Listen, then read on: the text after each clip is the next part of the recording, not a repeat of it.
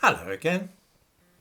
Most people in Britain will be familiar with the concept of working the system, whether it entails fiddling overtime or trying to stay in a country where you have no right to be.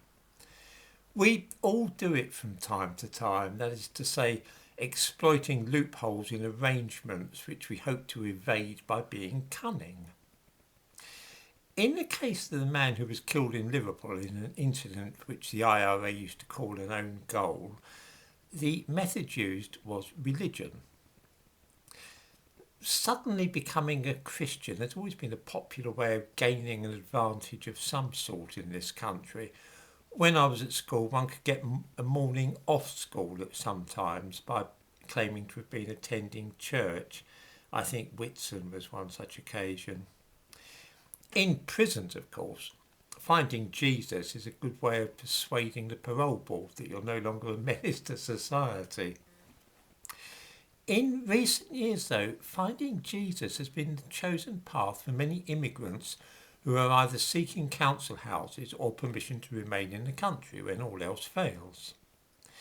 If you're a 19-year-old Muslim still living with your mum and dad, then you can pretend to have become a Christian and claim that your parents have thrown you out of the house for this reason. That bumps you straight to the front of the queue.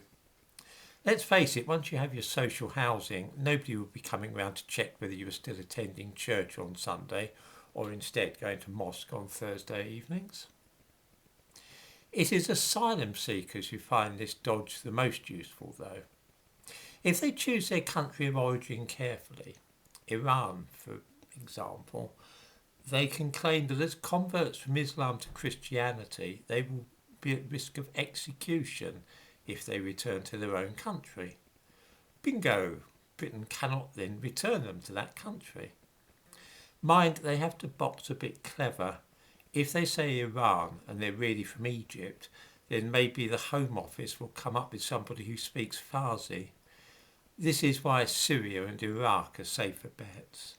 The Arabic spoken throughout the Maghreb, what Westerners call the Levant, is much of a muchness in any area.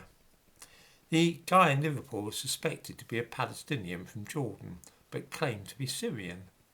Many of these characters shred their documents before arriving here for this very reason.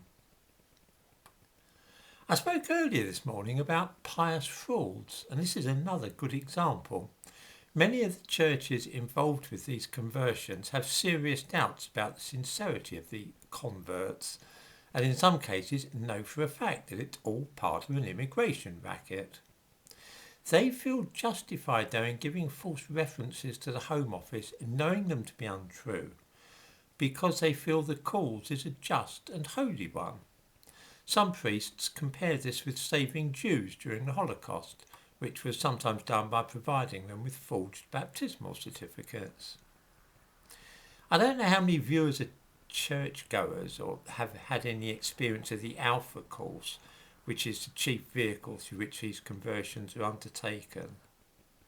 It only lasts a little over a month, which makes it fairly handy if you're in a hurry to get it done, to become a Christian before your immigration tribunal. I have never been a great fan of the Alpha course for the simple reason that it often makes people feel bad about themselves.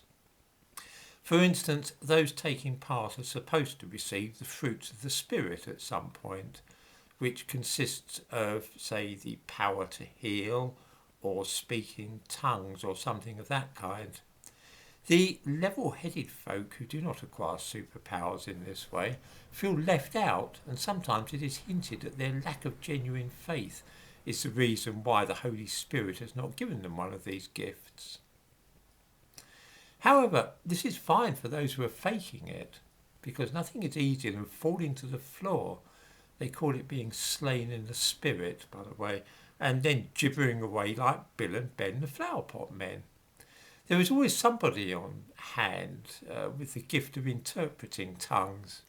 If you herd yourself down and start going, oh, ogga dogga flobberdob, there's always some helpful soul who will cry out, the Lord say, let justice flow like rivers and righteousness like a mighty stream. I digress. Pretending to be gay is another thing worth trying, because that's very fashionable these days, and it's always good for a death sentence in some Middle Eastern countries. It's even harder than Christianity to disprove, which is also good. Not that any of this matters ultimately, because even if a claim for asylum is found to be worthless and thoroughly false, it doesn't make any difference. Nobody's going to chuck you out of the country, as long as you keep your head down and don't get arrested or anything. Even then, you'll probably still be allowed to stay. This fellow went mad with a knife, was sectioned and then released, and it evidently did not occur to a single person that a dangerous madman with no right to be in the country should be deported. I must finish with something which made me laugh this morning. The comments on the interview which I did with Peter Whittle on his New Culture Forum are genuinely favourable towards me. The other day, though, I read this gem.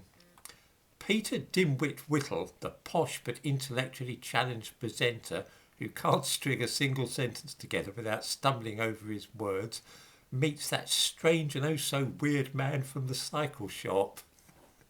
I see what he means. I suppose I do come across a bit peculiar sometimes.